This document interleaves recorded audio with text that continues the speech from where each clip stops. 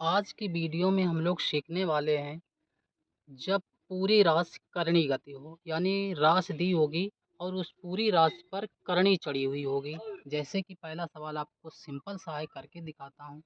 Root 12 plus, ये सवाल मैंने आपको पिछली वाली वीडियो में करा रखे हैं, ठीक है। आज की वीडियो में सारे टाइप हम लोग ख़त्म करने वाले हैं, ठीक है। पॉजिटिव, नेगेटिव, अनंत वाले, और जिसमें अनंत नहीं होता वो भी कराएंगे, ठीक है। इस प्रकार से ये सवाल इस प्रकार से हम लोग आज की वीडियो में करने वाले हैं, ठीक है। तो ये सवाल जो हैं हम आपको पॉजिटिव और नेगेटिव दोनों टाइप्स के कराने वाले हैं आज की वीडियो में, ठीक है। कुछ सवालों में ऐसा होता है, जैसे कि यहाँ पर तो ये वाली जो पद है इसको हम ऐसे दो खंडों में विभाजित कर सकते हैं जिनका अंतर, क्या अंतर, सदैव एक होना चाहिए। क्या होना चाहिए? सदैव एक होना चाहिए। ऐसे दो खंडों में विभाजित करेंगे जिनका अंतर सदैव एक हो, ठीक है। तो यहाँ पर जब पॉजिटिव रहेगा और अंतर जब एक रहेगा, तो हमेशा जो बड़ी वैल्यू होगी, क्या होगी? जो बड़ी वैल्यू होगी वही आपका आंसर होगा, ठीक है। जो भी बड़ी वैल्यू आएगी वही आपका क्या होगा? उत्तर होगा। और जब यहाँ पर निगेटिव सिंबल रहेगा, तो जो छोटी वैल्यू होगी वही आपका क्या होगा? उत्तर होगा। ये चीज़ आपको ध्यान रखना है। लेकिन कुछ सवाल ऐसे होते हैं जिनका हम ऐसे फैक्टर नहीं कर सकते हैं जिनका अंतर एक आए। तो उन सवालों को भी हम लोग करके दिखाने वाले हैं, करके देखने वाले हैं कि वो सवाल कैसे होते हैं, ठीक है। आज हम लोग इस वीडियो में सारे टाइप जो हैं वो ख़त्म करने वाले हैं। तो यहाँ पर क्या है, 12 है। 12 का ऐसे दो खंड हम लोग करेंगे कि उनका अंतर जो है एक आ जाए।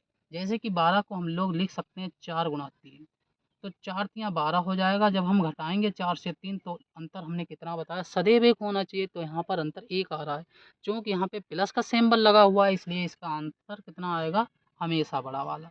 तो ये उत्तर आ गया आपका 4, ठीक है। इसे हम लोग सॉल्व भी कर सकते हैं, एक्स का मान लेकर के।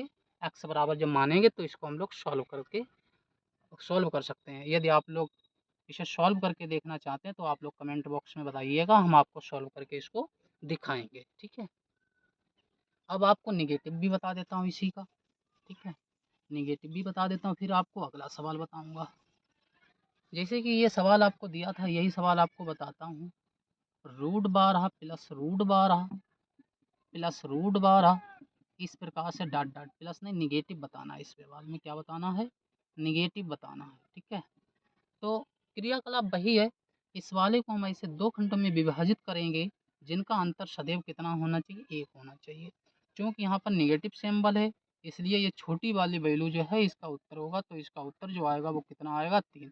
यदि आप लोग इसको सॉल्व करके देखना चाहते हैं तो आप लोग कमेंट बॉक्स में बताना, मैं आपको सॉल्व करके इसको दिखा दूंगा, ठीक है। पूरा हल करके दिखा दूंगा कि ये कैसे होता है, ठीक है। हालांकि आप ये याद रखिएगा, ये शॉर्ट सवाल, कि मतलब अगर पॉजिटिव है तो बड़ी वैल्यू और यदि माइनस है तो छोटी वैल्यू, ठीक है। अगला सवाल, फिर आपको अगला टाइप भी बताऊंगा। अभी सवाल बता रहा हूँ, फिर आपको अगला टाइप बताऊंगा। जैसे कि दोनों सवाल साथ साथ में लेता हूँ। √30 प्लस √30 प्लस √30 प्लस डॉट अनंत तक। हाँ, एक चीज़ और ध्यान रखिएगा, ये जो है इन्फिनिट तक जाना चाहिए, अनंत तक ही जाना चाहिए। अनंत तक नहीं जाएगा वो सवाल कैसे लगता है वो भी मैं आपको बताऊंगा।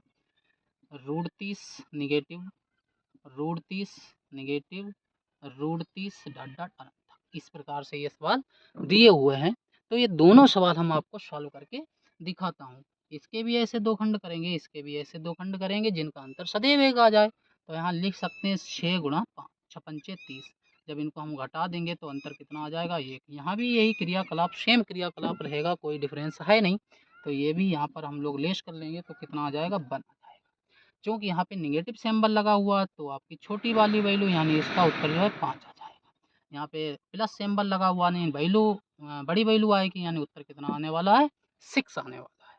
तो इसका उत्तर 6 आया। कितना आया है? 6 आया है। और इसका उत्तर 5 आया है, ठीक है। तो इसका उत्तर 5 आया। तो इस प्रकार से ये सवाल सॉल्व होते हैं।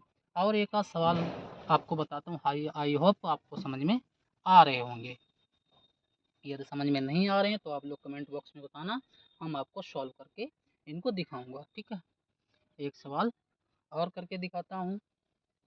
Root 110 plus root 110 plus root 110 plus dot dot अनंत तक।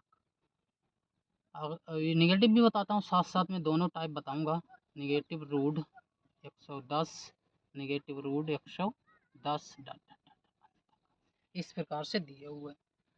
वही क्रियाकलाप सेम रहेगा। इनके ऐसे दो खंड करेंगे जिनका अंतर सदैव एक आ जाए। तो 11.110 होते हैं, 11.110 होते हैं। जब 11 से 10 घटाएंगे तो 1 आएगा, यहाँ 11 से 10 घटाएंगे तो 1 आ जाएगा। चूँकि यहाँ पे प्लस का सिंबल तो हमेशा कितनी बड़ी वैल्यू, तो कितना आ जाएगा, यहाँ पर 11 आ जाएगा। चूँकि माइनस सिंबल तो कितना आ जाएगा, मतलब छोटी वैल्यू, यानी कितना आ गया, 10 आ गया है। ठीक है, एक सवाल आपको होमवर्क के रूप में मतलब देता हूँ, फिर आपको अगला टाइप बताता हूँ। ठीक है, अगला सवाल तो कितना है ये आपको हम बताते हैं। इस सवाल का आप लोग आंसर जो है कमेंट बॉक्स में बताएंगे। Root 56 plus root 56 plus root 56 plus dot dot अनंत तक, root 56 minus root 56 minus root 56 minus dot dot अनंत तक।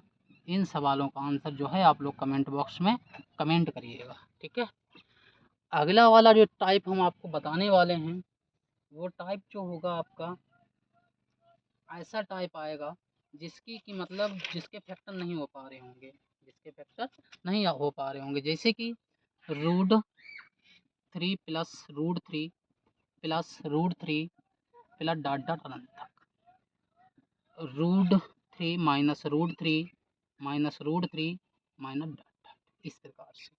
अगली वाली वीडियो में हम लोग इसके करके इसको देखने वाले हैं। जैसे कि यहाँ पर हम इसको ऐसे दो खंडों में नहीं तोड़ सकते हैं जिनका अंतर सदैव एक आ जाए, कभी नहीं कर सकते, क्योंकि 3 इक्कन 3 होगा और 3 से जब 1 घटाएंगे तो आपका अंतर 2 आने वाला है। लेकिन शर्त क्या है, अंतर 1 आना चाहिए, वो नहीं आ पा रहा है।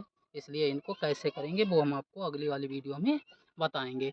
इस सवाल का आंसर आप लोग कमेंट बॉक्स में बताइएगा। Thank you for watching.